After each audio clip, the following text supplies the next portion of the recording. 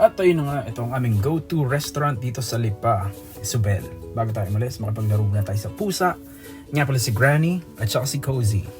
Ako ulit. Social climber moves muna tayo. Ayokong bumili ng kape, kaya yan muna. Ganda na yan. Here we go. Lapit lang yan, again, 20 minutes away lang sa bahay. At ayun na, bilis lang ng biyahe.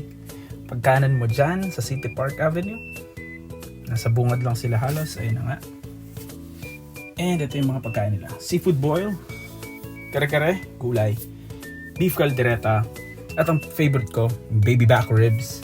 And meron din Baby back ribs. Meron din silang pansit, yan, gulay, bangus, Fish fried, fillet at saka lumpiang and toge. And sa kabilang Oo, side, andun yung pastries, yung desserts, andyan din yung mga appetizers, salads, panalo yan.